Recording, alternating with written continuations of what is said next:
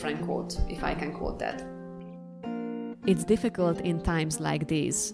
Ideals, dreams, and cherished hopes, they can rise within us only to be crushed by grim reality. It's a wonder I haven't abandoned all my ideals. They seem so absurd and impractical. Yet, I cling to them because I still believe, after all this time, that people are truly good at heart. You're listening to Seeking Refuge, a podcast sharing human stories of refugees. Today we're talking with Diana Serhal from the Anne Frank Center. She's a graduate assistant at the University of South Carolina and worked in the education department of the Anne Frank House. Your host for today is Claire Mattis.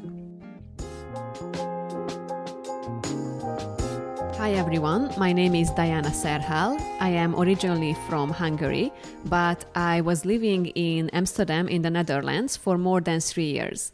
The reason for that was that I started working there for the educational department of the Anne Frank House at the beginning of 2017.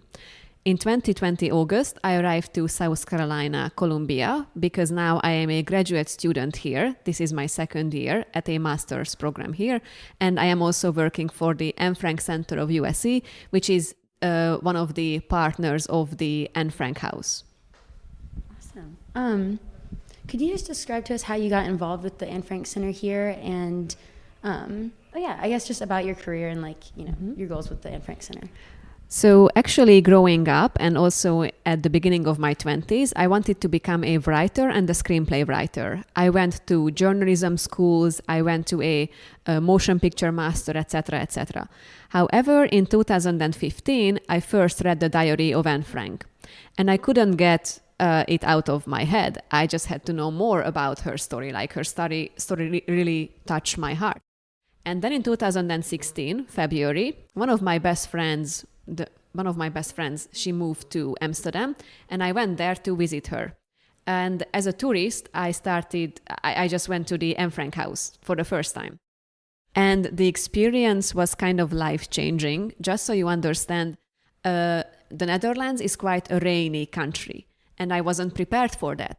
So I wasn't bringing the right shoes. So in the first few days when I was there, I was like, oh my God, my shoes are always wet, my feet is wet, why is this happening to me? My life is so hard, oh my God. And then I go to the Anne Frank House, and then I come out, and my first takeaway is, maybe I shouldn't complain about small things anymore. Maybe I actually have it quite well, not like some other people. And if Anne could keep her hope and her strength for 25 months being in hiding when she was much younger than me, maybe I can do the same. So that's how first I got introduced to her story. And then in the same year, I saw that the Anne Frank House, the educational department, was looking for volunteers. Now, in Europe, there is this special program that they call European Voluntary Service. Any person can get this who is under the age of 30. You can do this program once in your life, and basically you can go to a foreign European country, to an organization for maximum 1 year, where you're going to be a full-time volunteer, but in return they pay for your plane ticket, accommodation, and you get a bit of pocket money every month. So it's just a good experience for you, and it's a win-win for everybody. And I applied for the Anne Frank House, and they actually chose me and another girl from Croatia.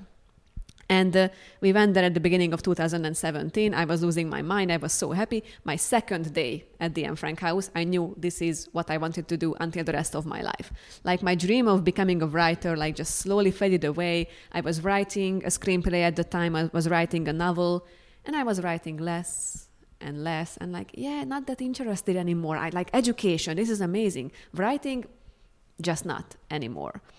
And basically then, thankfully, my boss there really liked me, and I got to stay at the Anne Frank House after my EVS ended.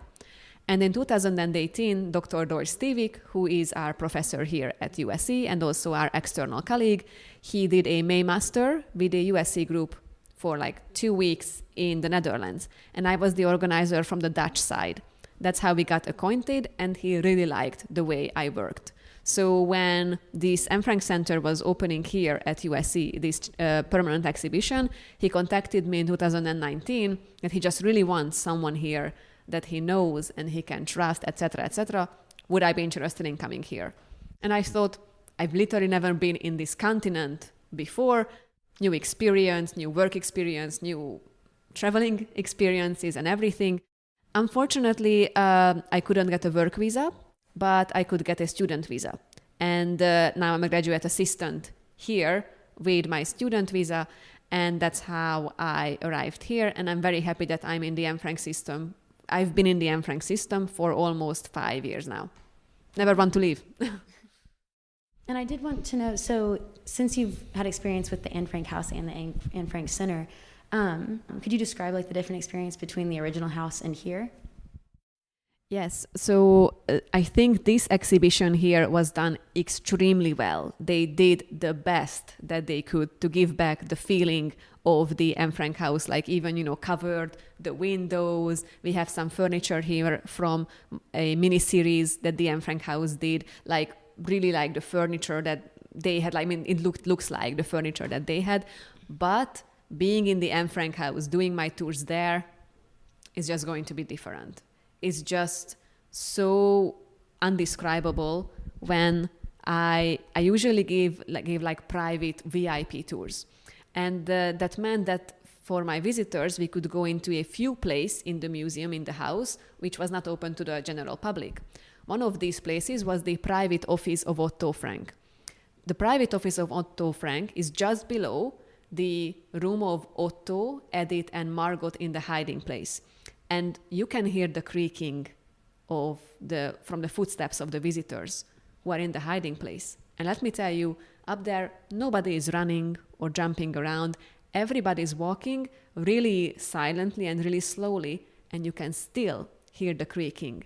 And you can understand why the people in hiding were so afraid that they would be discovered. You can literally hear everything. So just the different experience is when you're there and you're giving the tour. For instance, when it comes to for my visitors being emotional, crying, etc., it happened much more at the Anne Frank house. They also get emotional here, of course, but there, the tears just start to come. It's just the feeling like they were actually here. So that experience is different. And also our educational activities, not just, by the way, between the Netherlands and Netherlands and the US. Also, Netherlands and Hungary does different kind of stuff, or Croatia, or Poland, etc., etc.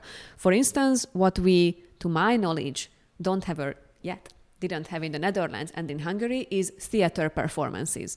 However, that is quite popular here in the US. We have a theater performance for primary and middle schools that's called Conversations with Anne. An actress playing Anne, she's giving a performance, and we also have virtual tours of the secret annex, as how Anne put it in her diary, and the actress in character is giving that tour virtually, and then she answers questions from the kids. For instance, that's for middle schoolers mainly, that's a very popular theatrical performance, and for more older or adult people, we have another theatrical performance that's called Anne and Martin, because Anne Frank and Dr. Martin Luther King Jr., they were both born in the same year, and they were both had to do stuff with human rights, and they were both victims of discrimination. So we have an actor who plays Martin and an actress who plays Anne, and it's basically a two-people show. And this, I had to learn everything from the basics, because these we don't have in Europe, to my knowledge. So there are different activities, what we do. And also it's different how we do trainings. So my colleagues in the US learned from me some of the activities that I did in Hungary, and I learned from them activities that they do here. So it's, of course, the base is the same, but very differently how they put it. So I learned a lot. Can you tell us about what the Anne Frank Center here is? What is the general mission of the center? And I guess, when did this project begin? Mm-hmm. So the Anne Frank House has very few permanent partners with permanent exhibitions around the world. We have many traveling exhibitions, but very few that is permanent. For instance, we have a permanent partner in the United Kingdom, the Anne Frank Trust. However, they don't have a permanent Anne Frank exhibition. We have a permanent partner in Berlin, Germany, the Anne Frank Zentrum. They also have a permanent exhibition. And the third one like this is in Buenos Aires, Argentina, the Ana Frank Centro, permanent partner with exhibition. And then the last one is basically Columbia, South Carolina, Anne Frank Center, permanent. Now, this is largely thanks to President Pastides. Now, when he was just normal president of USC, many years ago, he visited the Anne Frank house in Amsterdam. And he just couldn't get the experience out of his head. And he was in very good terms with our external Anne Frank colleague, Dr. Doyle Stevick, who was also a professor here at USC. And Doyle just always tells this story like this, like in 2018, when President Pastides announced his retirement, on that day, they were talking with Doyle, and Doyle said, if we would have a space in campus, we could bring one of our traveling exhibitions here for a few months for students to see it. And to that, President Pastides' eyes lit up, and he said, I have a house. And they were starting to think about this. Why a traveling? Why not a permanent one? He just basically gave the bottom of his office building for us to use. Here we could establish our traveling, our exhibition, our seminar rooms, etc., etc. So it's largely thanks to President Pastides, who is now back. He's the interim president. Thanks to Doyle, thanks to the Anne Frank House and USC. Wow. It's very hard to put the mission in just to a few words. What the Anne Frank Center states on its website, it's quite simple, but that's, I think, where the beauty of it is. It states that the Anne Frank Center, with our educational activities, we try to create a better, a more fair, and a more kind world that Anne Frank envisioned and what she would have deserved. I also love this quote from Otto Frank, who was Anne's father and the only survivor out of the 8 people in hiding. He said that we cannot change what happened anymore. The only thing that we can do is to realize what the persecution of innocent people means. I believe it's everybody's responsibility to fight prejudice. Our mission can be summed up with these quotes. Our mission is basically that with our educational activities, try to inspire people to be aware of what happened in the past, but also to learn from the past and be aware of what's happening in the present, be aware of the current discrimination, the current prejudice, the current violation of human rights that's happening. We are trying to learn from the past. As Otto Frank put it, don't teach history lessons, teach the lessons of history. And we always share this very beautiful Anne Frank quote, also one of my personal favorites: how wonderful it is that nobody needs to wait a single moment before starting to improve the world. And I could go on for 10 minutes just for the mission, but I'm not going to do that. Could you, I guess, tell us about Anne's life and kind of what her, her family's attempts to move here before the war began, everything about that? So Otto Frank and Edith Hollander, they were both German Jews. They got married in 1925. 1 year later, their first daughter, Margot, was born. And in 1929, June the 12th, Anne Frank was born as well. Now, a couple of years after her birth, in 1933, the Nazi Party rose to power with Adolf Hitler as its leader. At that point, the Frank family decided to leave Germany because they could feel that anti-Semitism was growing. They decided to come to the Netherlands. Now, interestingly, actually they had 2 countries to choose from, to where to go, the Netherlands and Switzerland. That was because Otto Frank was a very smart man. He was actually fighting in World War I for Germany, and he knew, well, both countries, Netherlands and Switzerland, remained neutral in World War I. If there might be trouble again, those 2 countries seem to be safe to go to. In Switzerland, he had some family members, but in the Netherlands, he was offered a job. So he thought, well, I need to provide for my family. That's why they ended up in Amsterdam in the Netherlands. And for a while, it was relatively a safe place for them, especially the children. They could have a relatively carefree life here. However, in 1939, so that's when Anne is 10 years old, Second World War breaks out. The Netherlands wants to remain neutral. The Nazis and Hitler don't care about this. Netherlands gets overrun in 1940 May within 5 days. They take the whole country. Now, the thing is that at the end of the 1930s, beginning of the 1940s, the Frank family again tried to leave, and they tried to come to the US. Now, that is because in the 1910s, Otto Frank was actually living in the US for a few years, and he actually had friends at Macy's. You know, quite, how do you say it in English? Influential friends. Also, Edith, Otto's wife, she had 2 elder brothers living in the US already. Now, you would say these seem like fairly good odds. They could not make it to the US. The bureaucracy, the paperwork literally took forever. And just so you understand, they weren't the only Jewish refugees who wanted to seek refuge in the US or in any other countries in Europe or in the world. But other than England said, we accept Jewish children refugees. Even England said no adults, just children. Other than England, almost every country has closed their borders in front of the Jewish refugees, or they make it very hard for a Jewish refugee to come to that country.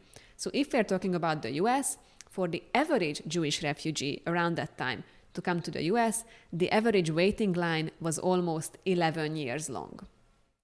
And it became even harder after Pearl Harbor happened, 7th of December 1941, because after Pearl Harbor, the US officially enters the war, and it becomes even harder for especially German Jewish refugees to come to the US.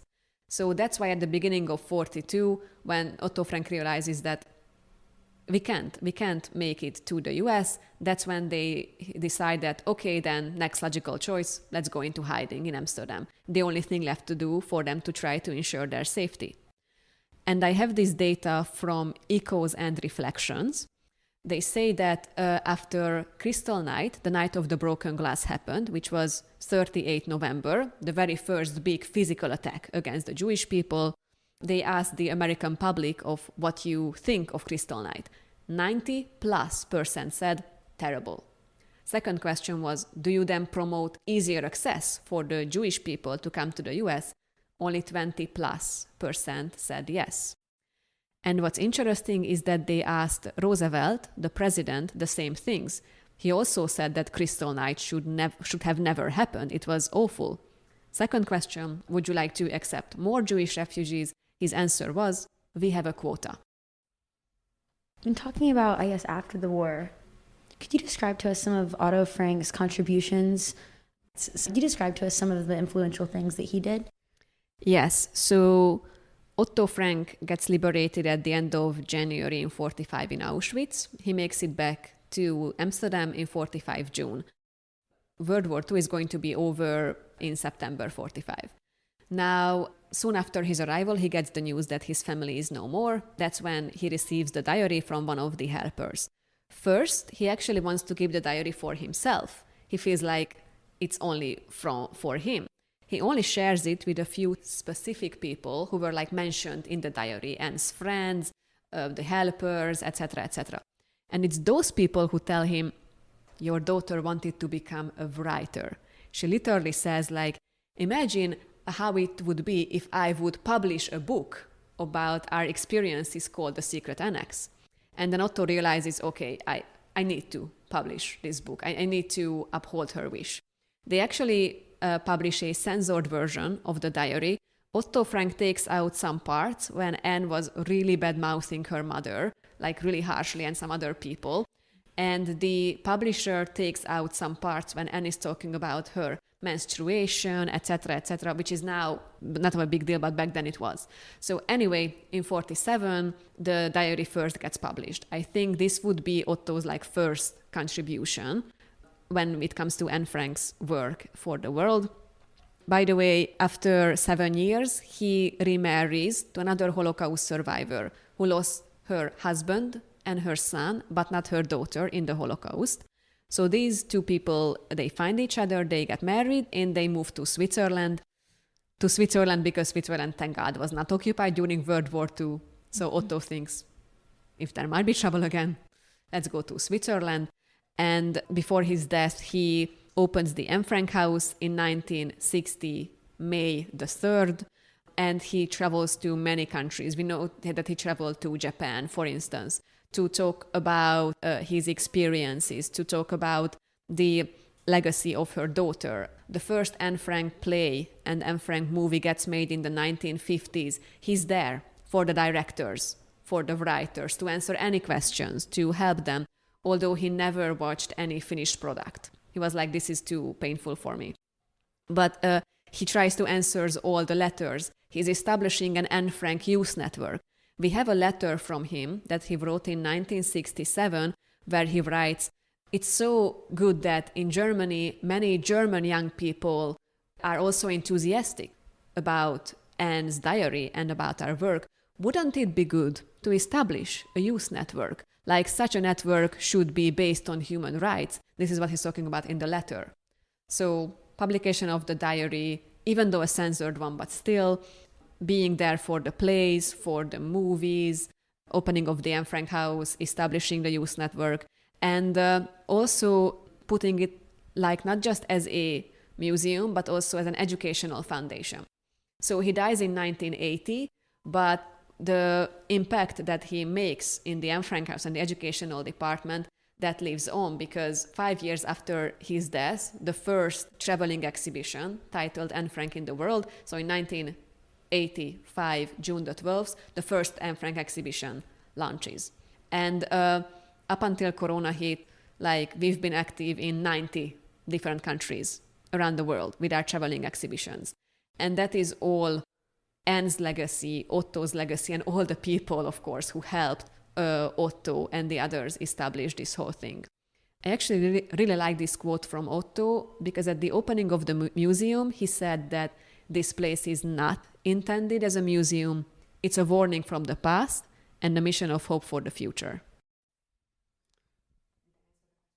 What do you think the importance is of sharing personal stories like Anne's story in the context of something so big like the Holocaust? I feel like people can really relate to one person's story. Anne was a very complex character, and she was quite mature for her age. And it's also remarkable the amount of material that she wrote and the amount of material that we have from her. So because of all of this, people really resonate with her. I also think that there is another reason why people really gravitate to her.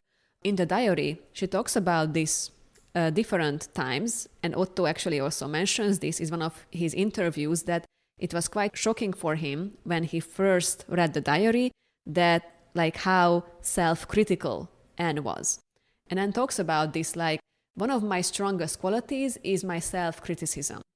And she talks about this aspect of her. She says that actually I have two Annes, the bad Anne and the good Anne. The bad Anne can't take anything seriously. She's a clown. She's always talking. Like you can read in the diary that some of the other people whom she's hiding with, they say, you are shamefully self-centered, etc., etc. That is bad Anne. But she says there is the good Anne, who's more serious, who's more silent, who's taking things more seriously, who, as she puts in the diary in different occasions, wants to go out and work for mankind, who wants to bring enjoyment for people, even those she's never met, who basically says, give, every person can help each other, etc. You know, like you would say that's a very selfless person. But she says the good Anne is in the inside. The good Anne is for me. And the problem is I'm showing the bad Anne to the outside. And she's talking about this in her diary, that she would like to change that. She would like the good Anne to be on the outside, and that's what she's working on. But while she's working on this, she gets captured. And I think every person, if I would ask every person in this room, raise your hand if you've ever done something, said something, and then you said, this is not me. I don't know why I did it. I don't know why I said that. It's not the real me. That's what Anne is talking about. And no matter who you are, where you come from, how old are you, you can be like, yeah, I know that feeling. Yeah, I know that. That's me. So I think Anne is just really real. Yes, she's very mature. Yes, she has beautiful thoughts. Yes, she's quite funny, actually. But the one thing that we share with her is this feeling of like my good side, my bad side. I want people to see the real me. And I think that's why her story really touches us. Because when we say 6 million Jews were murdered, actually out of every 3 Jewish person in Europe, only 1 survived. And 1.5 million of the murdered Jews were children. That's terrible. It touches you. But a very, very personal story when you get to know one person like really, really well, and then suddenly diary ends. That's it. It touches you even more deeply. So that's why I think her story, her private story, resonates with us in a personal level. What do you think is the importance of teaching about the Holocaust, and what's the best way to go about it to really get through to people how big of a problem it was? I'm sure you've all heard this about the Holocaust when you go to a Holocaust museum or you hear about it in a lesson. Never again, right? I can see people nodding here. It's going to be quite heavy, what I'm about to say. Never again is happening again. The Holocaust is not just about like the genocide against the Jewish people, the genocide against all these other groups of people that in the Nazis' mind, they were inferior to them, like Roma people, African-American people, homosexuals, disabled, etc., etc. It's also about the violation of human rights. Now, the thing is that many, many decades after World War II ended, we talked about the Declaration of Human Rights, but it's not like everybody lived happily ever after that. If I say this, many of my students start to like smile to the absurdity of what I just said, because stereotype, prejudice, discrimination, violation of human rights still exist today. So actually one of our traveling exhibitions' title is literally History for Today. Learning about the Holocaust, you learn that it didn't happen overnight. It happened when Hitler and the Nazis started to make their propaganda. When Hitler was writing Mein Kampf, when they were slowly starting to make people believe that the Jews are to blame about all the problems that Germany or the world ever had and ever will. It took a long time until the actual Holocaust, the actual Kristallnacht, the actual gas chambers, the actual mobile killing units happened. So the Holocaust was not inevitable. It was a series of choices. And the Holocaust, more people could have been saved if there would have been more upstanders rather than bystanders. Now you might say, okay, Diana, but the punishment for people who were helping Jews was extremely harsh. They could have faced death or they could have been brought to the camps themselves. I understand that many people were afraid. You shouldn't step up when the trouble is already extremely big. When the first anti-Jewish decree gets passed, that's when you have to step up like, no, we don't go further. That's it. And we stop the discrimination right there. Not when the trouble is like already extremely big. So what we can learn from this? Well, anti-Semitism didn't start with the Nazis. It didn't die with the Nazis. Anti-Semitism still exists today. Actually, Holocaust survivors still, there are some still alive today. And all the discrimination and some of the ideologies that were back then, they are still circle around in the present world. And we need to understand why it would have been so important in the past to be aware of how propaganda manipulates, to be aware of the red flags around you, to how important like good education could have been. It's the same in the present. You need to realize how important it is to learn from the past, because never again is happening again. And we should all take our part to try to stop it. That was Diana Serhal from the Anne Frank Center talking to us about Anne's legacy and remembering the Holocaust. If you liked this episode, be sure to like, subscribe, and comment below. If you'd like to get in touch with us, you can email us at seekingrefugepodcast@gmail.com. You can find us on social media at Refuge Podcast on Facebook, Instagram, and Twitter. As always, thank you so much for listening, and we'll see you in the next one.